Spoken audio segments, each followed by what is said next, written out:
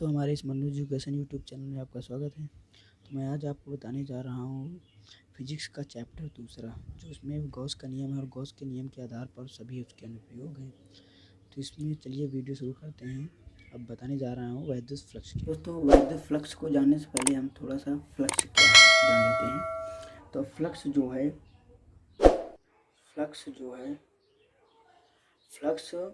ये लैटिन शब्द है, मतलब कि लैटिन शब्द है। ये लैटिन शब्द भाषा है। ये लैटिन शब्द है, मतलब कि इसका अर्थ होता है, अपने हिंदी में अर्थ होता है इसका प्रवाह, मतलब यानी कि होना। इसका अर्थ होता है प्रवाह। इसका अर्थ होता है प्रवाह। इसको हम कैसे लेते हैं? अब इसको तो आप जान गए। अब हम वैद्युत फ्लक्स को जानते हैं। वैद्युत फ्लक्स क्या है? आप फ्लक्स का मतलब जान जाते हैं, प्रवाह होता है। अब वैद्युत फ्लक्स क्या है? अब यहाँ पर लिखते हैं वैद्युत फ्लक्स। वैद्युत फ्लक्स, वैद्युत क्षेत्र। जैसे कि आपको समझाने के लिए देखिए मैं क्या बताना चाह रहा हूँ। जैसे हम मान लेते हैं वैद्युत क्षेत्र इतने में है, यहाँ पर वैद्युत क्षेत्र ई लगता है, मतलब इतने में वैद्युत क्षेत्र है। अब इसमें वैद्युत क्षेत्र है, इसमें किसी भी बिंदु पर, मतलब कोई बिंदु से, जैसे हमने यहाँ से यहाँ ये वैद्युत बल रेखाएं, मतलब कि बल रेखाएं गुजरती हैं ऐसे। तो अब इनको पूरी, मतलब ये जितना, ये मतलब 1 2 3 4 जितने हो और डट डट डट डट, तो इनके पूरे संख्याओं के योग को वैद्युत फ्लक्स कहते हैं। मतलब कुल संख्या को, जिसे वैद्युत क्षेत्र है, इससे गुजरने वाली कुल वैद्युत बल रेखाओं की संख्या को वैद्युत फ्लक्स कहते हैं। आपको अभी स्क्रीनशॉट दे देंगे वैद्युत फ्लक्स क्या है। इसको क्या लिख सकते हैं? इसको देखिए, वैद्युत क्षेत्र फाई ई बराबर लाइनिंग integration E dot D A. अब डॉट का चिन्ह हटता है तो E D A cos theta आता है। फाई ई बराबर E D A cos theta, E D A cos theta, यही हमारा वैद्युत फ्लक्स है। वैद्युत फ्लक्स यानी कि आपको कोई फार्मूला पूछे तो वैद्युत फ्लक्स बराबर फाई ई बराबर E D A cos theta भी बता सकते हैं आप, या फिर फाई ई बराबर लाइनिंग integration E dot D A बता सकते हैं। आपको ये कॉन्सेप्ट तो समझ में ही आ गया होगा कि यहाँ पर कोई भी वैद्युत क्षेत्र है, उससे निकल जाने वाली कुल वैद्युत बल रेखाओं की संख्या को वैद्युत फ्लक्स कहते हैं। सबसे सिंपल सी बात है। अब इसके बाद आपको मैं बताने वाला हूँ घनकोण। घनकोण क्या है? घनकोण क्या है, इसको आपको बताएंगे। देखो, घनकोण यह है कि यहाँ पर एक गोलीय पृष्ठ होता है। गोलीय पृष्ठ हो गया। अब यहाँ पर गोलीय पृष्ठ पर कोई भी पृष्ठ आंतरित है, मतलब कोई भी वस्तु रखा है, यहाँ से जो उसके केंद्र पर कोण आंतरित करता है वही हमारा घनकोण कहलाता है। इसे ओमेगा से प्रदर्शित करते हैं। ये देखिए, यहाँ पर देखिए, यहाँ पर एक गोलीय पृष्ठ है। इस पृष्ठ से उसके केंद्र पर जो कोण आंतरित करता है वही हमारा घनकोण कहलाता है। इसे ओमेगा से प्रदर्शित करते हैं। इसको ओमेगा से प्रदर्शित करते हैं। इसको ओमेगा बराबर होता क्या है? ओमेगा बराबर होता है क्षेत्रफल, यानी कि गोले का क्षेत्रफल, ये पूरे गोले का क्षेत्रफल अपान त्रिज्या, मतलब कि इसके कितना त्रिज्या या कितने मीटर है, त्रिज्या स्क्वायर आर स्क्वायर। तो ओमेगा बराबर इसका गोले का क्षेत्रफल कितना होता है? 4 pi R square upon R square. R square से आर स्क्वायर काट देते हैं तो यहाँ पर लिख दे रहे हैं ओमेगा बराबर 4 पाई। यानी कि अगर आपसे कोई भी घनकोण पूछे, यानी कि ओमेगा बराबर कोई भी आपको मान पूछे फिजिक्स में, तो आपको 4 पाई बताना है। ओके, तो आप इसका स्क्रीनशॉट ले लीजिए घनकोण और वैद्युत फ्लक्स का। देखिएगा यहाँ पर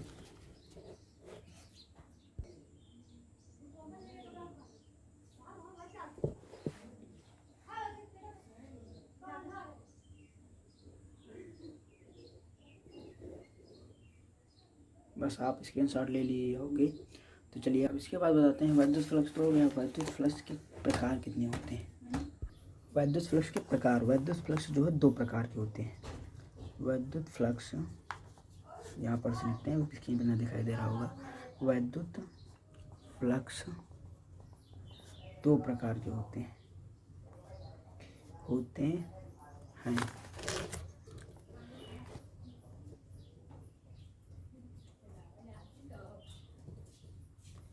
नंबर 1 धनात्मक विद्युत फ्लक्स। नंबर 2 ऋणात्मक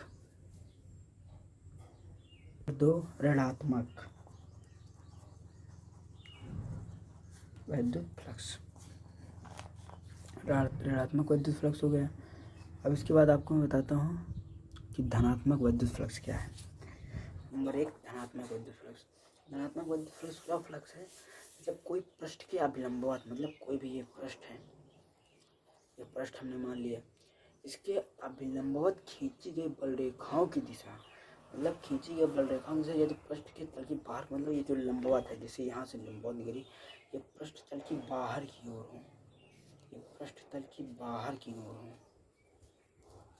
ये पृष्ठ तल की बाहर की ओर हो, या इधर की ओर हो, या इधर की ओर हो, या इधर की ओर हो, या इधर की ओर हो, या इधर की ओर हो, लेकिन पृष्ठ तल के बाहर की ओर हो, तो वहाँ पर हमारा धनात्मक विद्युत फ्लक्स होता है।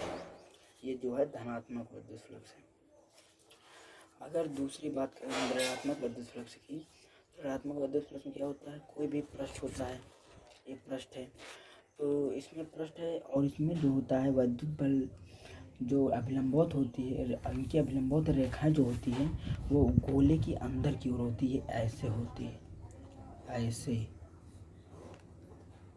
देखिएगा स्क्रीन पर, ये ऐसे होती है, गोले के अंदर की ओर होती है। इनकी जो होती है अभिलंबवत खींची गई जो रेखाएं होती हैं, वो अभिलंबवत है, देखिए खड़ा एकदम, अभिलंबवत खींची गई रेखाएं होती है वो अंदर की ओर होती है, और जो धनात्मक होता है वो बाहर की ओर होती है। बस इतना ही डिफरेंस है। आपको स्क्रीनशॉट ले लीजिए, ये लीजिए स्क्रीनशॉट।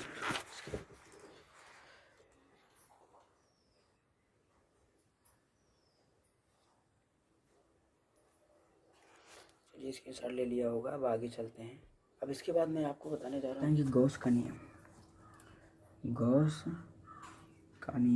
गॉस या गॉस का नियम दोनों सत्य होते हैं। किसी किसी किताब में गॉस लिखा होता है, किसी किताब में गॉस लिखा होता है। तो अब हम बताएंगे गॉस का नियम क्या है। गॉस का नियम होता क्या है, किसी बंद पृष्ठ, मतलब कोई भी बंद, मतलब कि पहले तो आपको गॉस का नियम लगता कहाँ है, काल्पनिक बंद पृष्ठ, यानी कि चाहे वो बेलनाकार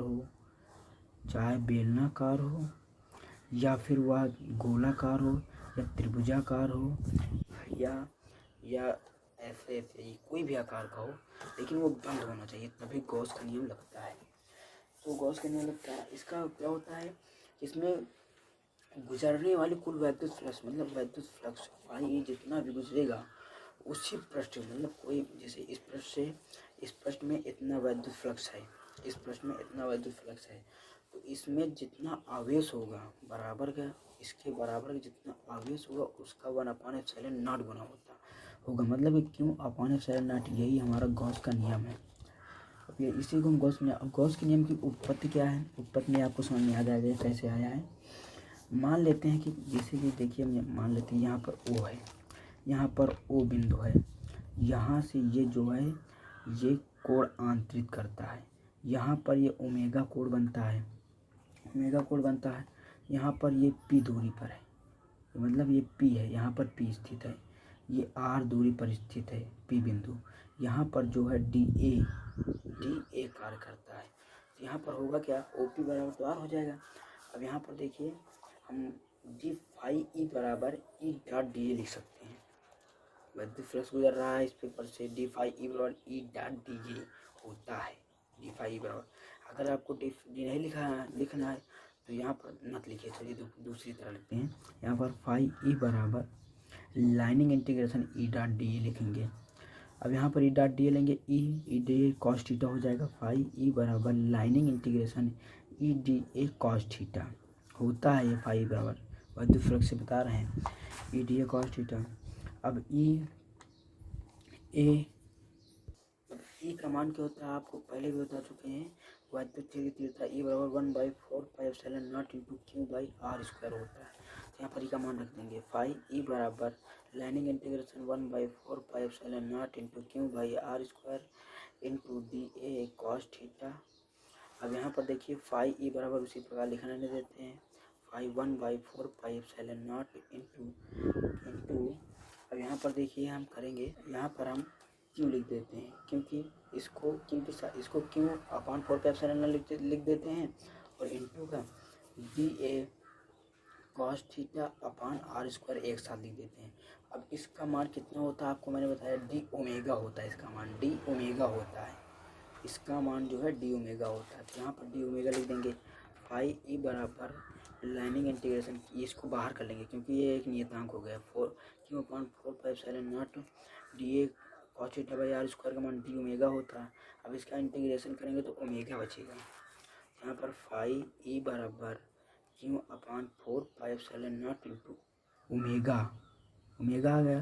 अब ओमेगा का मान 4 पाई होता है, यहाँ पर लिख दे रहा हूँ, ध्यान से देखिएगा, यहाँ पर लिख रहा हूँ फाई ई बराबर Q upon 4 pi epsilon not, omega का मान होता है 4 पाई है, मैंने अभी बताया 4 पाई कैंसिल, तो क्यू फाई ई बराबर क्यू अपान एप्सिलॉन नॉट। ये देखिए सिद्ध हो गया, देखा ये सिद्ध हो गया। इसी प्रकार आप उपपत्ति कर सकते हैं। आपको लिखना कैसे होगा, आपको अच्छी तरीके से लिखना होगा, आप स्क्रीनशॉट देख लीजिए, यहाँ पर अच्छे तरीके से लिखा हुआ है। यहाँ पर देखिए गॉस का नियम देख लीजिए, पढ़ लीजिएगा, उसी प्रकार है। और गॉस के प्रमेय की उत्पत्ति, आप यहाँ पर रचना लिख लीजिए, बिना रचना के आपको मार्क्स जो है आधे दिया जाएगा। इसके आगे भी देखिएगा दिया हुआ है,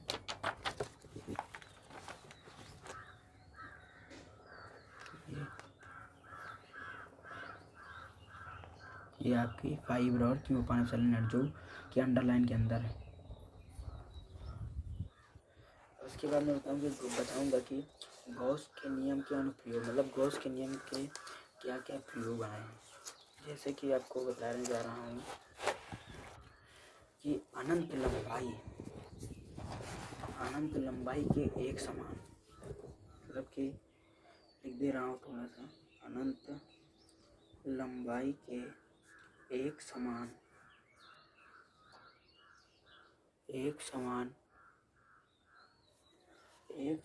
आवेशित,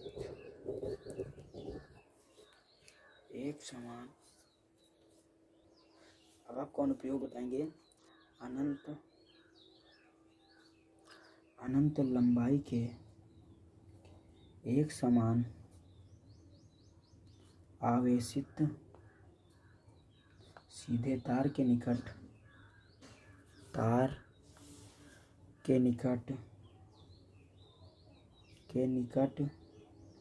विद्युत क्षेत्र की तीव्रता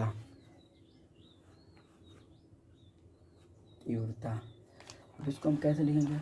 अब इसको अनंत लंबाई, मतलब कोई भी अनंत लंबाई, मतलब डट अनंत लंबाई, ये तार है, इस पर जो है अनंत लंबाई, मान लीजिए एल लंबाई का तार है, किसी रेखा पर एक समान रूप से वितरित होता है, मतलब कि इस पर जो है एक समान रूप से आवेश वितरित है, एक समान रूप से, ये मान लेते हैं आवेश एक समान रूप से वितरित है इस पर, तो वितरित है, तो प्रति एकांक लंबाई पर वितरित आवेश रेखीय घनत्व होता है। मतलब प्रति एकांक लंबाई पर, मान लिया प्रति एकांक, यहाँ पर प्रति एकांक लंबाई पर वितरित आवेश, मतलब इतने में जितना आवेश वितरित है उसे ही रेखीय घनत्व कहते हैं। घनत्व मतलब कि लैम्डा बराबर, इसको रेखीय आवेश घनत्व को लैम्डा से प्रदर्शित करते हैं। लैम्डा बराबर क्यू बाई एल, मतलब प्रति एकांक लंबाई पर वितरित आवेश रेखीय आवेश घनत्व कहलाता है। यहीं से आप डिफिनेशन बना सकते हैं, मतलब प्रति एकांक लंबाई पर वितरित आवेश को रेखीय आवेश घनत्व कहते हैं। ये आपका लिख गया, ये आपका आ गया। अब इसके बाद हम क्या करेंगे, मान लेते हैं कि कोई लंबाई का एक असमान तार, अब माना कि तार के निकट आर दूरी पर एक बिंदु पी है, जिससे कि हम बेलनाकार ले लेते हैं, बेलनाकार प्रश्न लेते हैं। यहाँ पर देखिए अनंत लंबाई का तार ले लिए, ये तार है। अब यहाँ पर बेलन बना देते हैं, यहाँ पर देखिए बेलन बन गया है,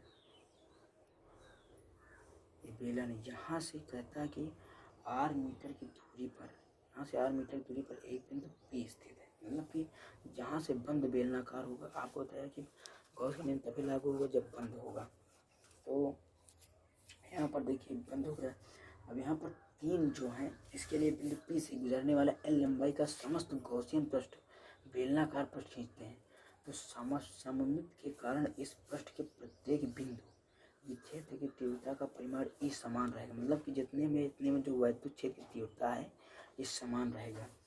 तो ई जो है, इस पर जो है वैद्युत क्षेत्र, देखिए यहाँ पर ऐसे लगेगा, ई है और डी ए इधर एक तरफ वैद्युत क्षेत्र की समान है।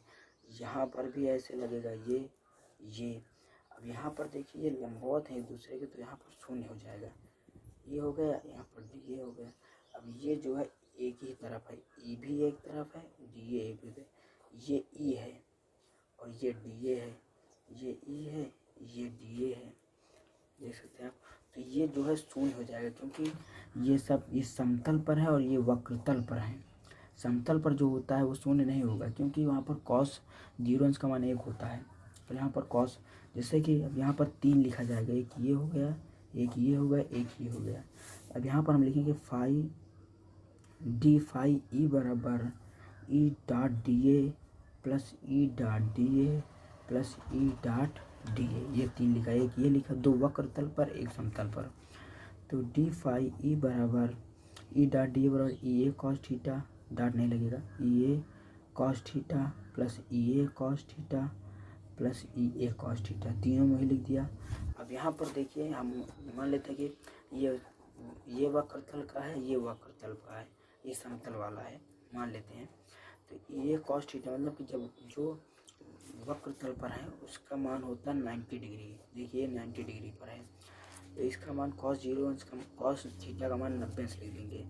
ई ए कॉस 90 अंश प्लस ई ए कॉस 90 अंश, ये भी 90 अंश किस लिए लिखा, ये भी वक्रतल पर है लंबवत, और ये जो है समतल है तो इसका मान 0 लिखा जाएगा, ई ए कॉस 0 अंश। तो ई ए कॉस 90 अंश का मान होता है 0, इसका मान होता है 0, इसका मान होता है 1, यानी कि ई ए इंटू में है तो ई ए लिख दिया गया है, ई ए डी फाई ई बराबर दिया गया है। अब यहाँ पर डी फाई ई बराबर दिया गया है। अब इसको हम अलग कर लेते हैं, डी फाई ई बराबर ई ए लिख दिया, ई डी ए लिखा जाएगा दोस्त, ये लिखा जाएगा। अब यहाँ पर ये डी मतलब कि ये डी जो है ये इंटीग्रेशन का चिन्ह, तो यहाँ पर से हटेगा तो यहाँ पर आ जाएगा।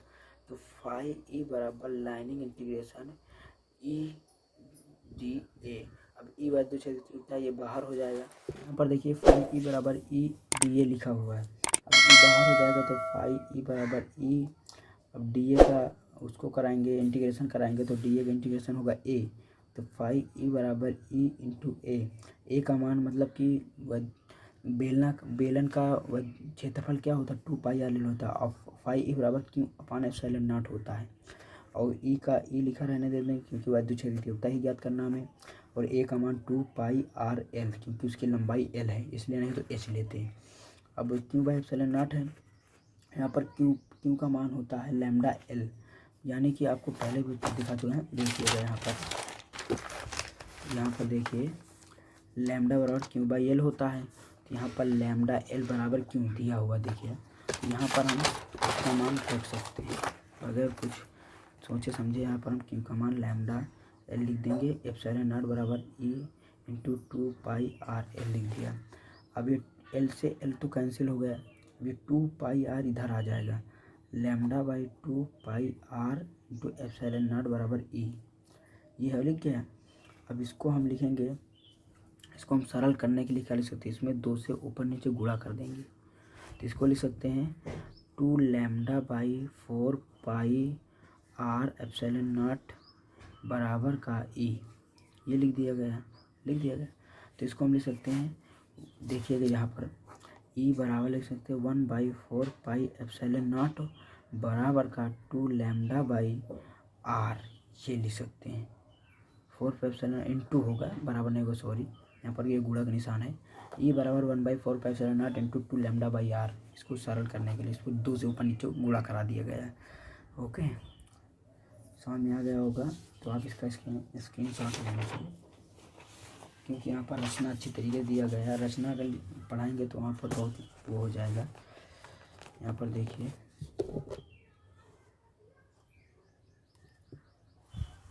जो कि आप देख सकते हैं।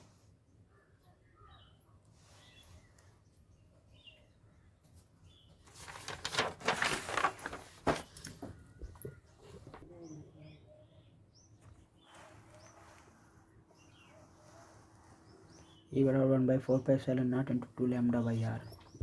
अब इसके बाद आपको बताएंगे 1/4 E बराबर। अब इसके बाद आपको बताएंगे हम अनंत विस्तार के समतल आवेशित चादर के निकट वैद्युत क्षेत्र की तीव्रता आपको बताएंगे।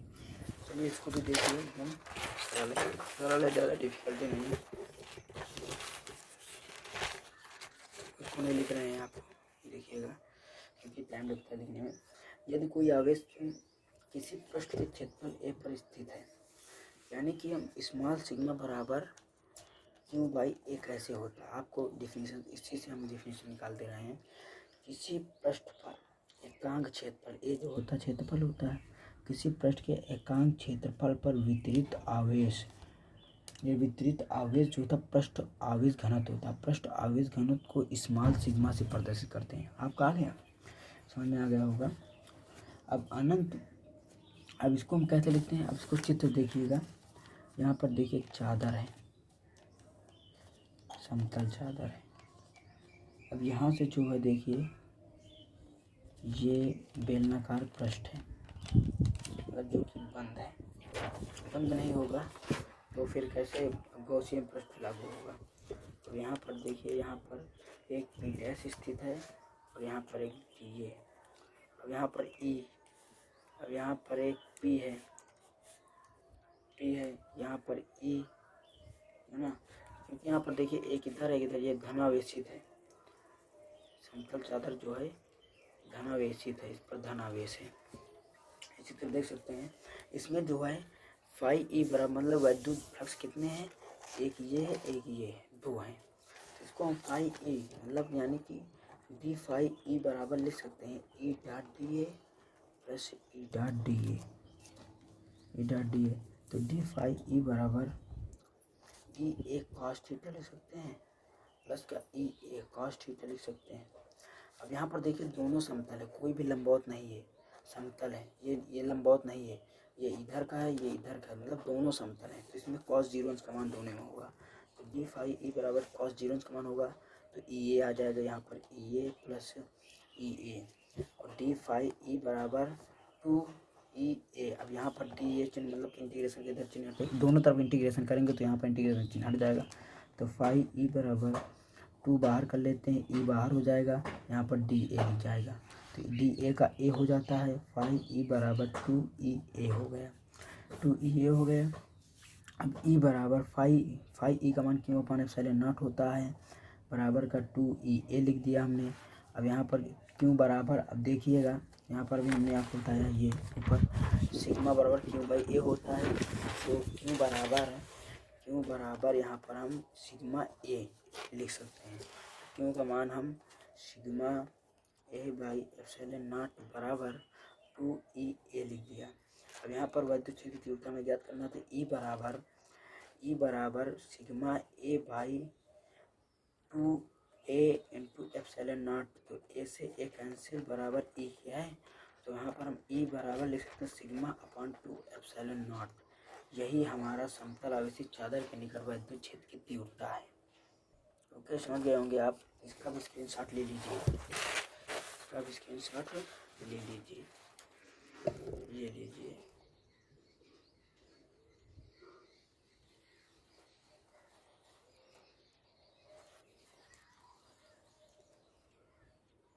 आगे चलते हैं, इसके आगे दूसरे पृष्ठ पर।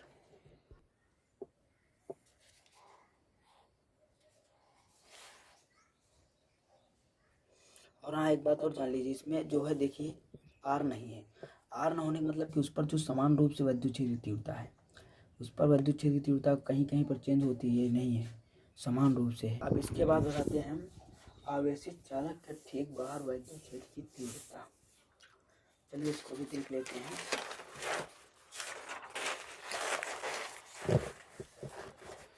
आवेशित चालक के ठीक बाहर वैद्युत क्षेत्र की, मतलब कि आवेशित चालक देखिए कैसा होता है।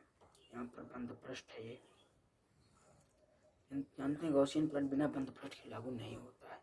ये बंद पृष्ठ है और यहाँ पर देखिए एक ये प्लेट रखी हुई है, जो ये दूसरा है ये पहला है। इस पर भी धन चार्ज है बाहरी पृष्ठ पर, इस पर भी धन चार्ज है बाहरी पृष्ठ पर, और ये इस पर आवेश ये है, और इस पर जो है बिंदु कितने मीटर दूरी में है, यहाँ पर बिंदु P स्थित है। ये E1 है और E2 की दिशा एक ही है, मतलब इसकी दिशा जो है एक ही दिशा है। अब यहाँ पर हम लिख सकते हैं, आप देख सकते हैं। अब यहाँ पर लिखेंगे हम चादर पहले कारण, मतलब इसके कारण वैद्युत क्षेत्र की तीव्रता क्या होती है। इसके कारण वैद्युत क्षेत्र की तीव्रता E1 बराबर लिख सकते हैं हम सिग्मा अपान 2 एप्सिलॉन नॉट। अभी हमने आपको बताया है इसके पहले वाले में, समतल आवेशित चादर के निकट वैद्युत क्षेत्र की तीव्रता। तो इसके पहले और इसके दो के कारण E2 बराबर सिग्मा अपान 2 एप्सिलॉन नॉट समीकरण होता है, क्योंकि ये भी वही है। तो यहाँ पर परिणामी तीव्रता मतलब कि यानी कि ये दोनों दिशा एक है। जब दिशा एक होती है तो परिणामी तीव्रता जुड़ जाती है, E1 प्लस E2। अगर परिणामी तीव्रता अगर विपरीत होती तो ये घट जाती। तो E1 मतलब Q upon epsilon not plus 2 epsilon not Q upon 2 epsilon not. यहाँ पर हर समान है तो हर अंश जुड़ जाएगा, 2 एप्सिलॉन नॉट, 2 से 2 कैंसिल, तो क्यू अपान एप्सिलॉन नॉट, मतलब कि वैद्युत क्षेत्र की तीव्रता यहाँ पर आ गई क्यू अपान एप्सिलॉन नॉट। देखिए कितने शॉर्ट में बता दिया गया है। इसको आप स्क्रीनशॉट ले लीजिए, इसको भी, क्योंकि बिना रचना के आपको कोई भी नंबर नहीं दे सकता। इसका स्क्रीनशॉट ले लीजिए।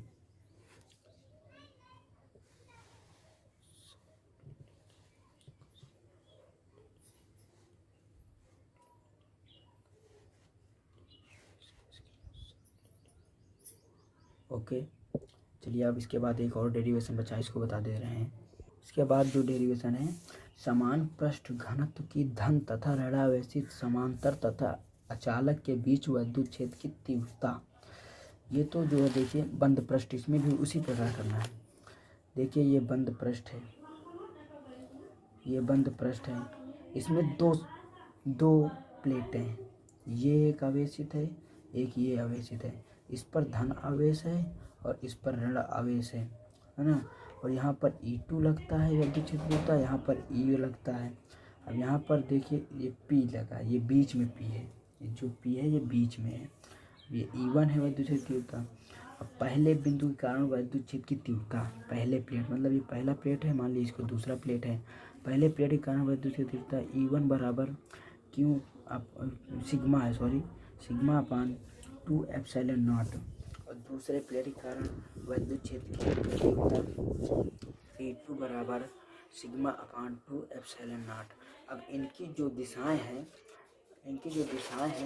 अलग अलग हैं, इनकी दिशाएं जो है अलग अलग ना होकर के इनकी भी दिशाएं एक तरफ है, क्योंकि ये देखिए इसकी दिशा एक है, इसलिए इसको परिणामी तीव्रता भी जुड़ जाएंगे। E बराबर E1 प्लस E2, तो E बराबर sigma upon epsilon not E1 का मान और sigma upon epsilon not 2 epsilon not, इसका भी मान। यहाँ पर 2 सिग्मा अपान 2 एप्सिलॉन नॉट जुड़ जाएगा, 2 से 2 कट जाएगा, यहाँ पर सिग्मा अपान एप्सिलॉन नॉट आ जाएगा। यहाँ पर देखिए यहाँ पर भी उसी का मान आ गया। अगर आपसे कोई पूछता है कि समान पृष्ठ घनत्व की धन तथा ऋणावेशित समांतर तथा अचालक के बीच बाहर वैद्युत क्षेत्र की तीव्रता कितनी होगी, तो आपको बताना पड़ेगा सिग्मा अपान एप्सिलॉन नॉट। अब अगर आपसे कोई ये भी पूछता है कि आवेशित चालक के ठीक बाहर वैद्युत क्षेत्र की तीव्रता, तो वही बताना पड़ेगा सिग्मा अपान एप्सिलॉन नॉट, क्योंकि दोनों का मान एक आता है। चलिए मैं इस वीडियो को यहीं से समाप्त करता हूँ। अब मिलिएगा आप अगले वीडियो में जो आपको अच्छी तरीके से बताया जाएगा कि वैद्युत विभव क्या है। यहीं से इस चैप्टर को समाप्त करते हैं। अगर हमारा वीडियो पसंद आया हो तो लाइक, सब्सक्राइब, कमेंट और शेयर, जहाँ पर और बेल आइकन को दबाना मत भूलिएगा। Okay, thank you.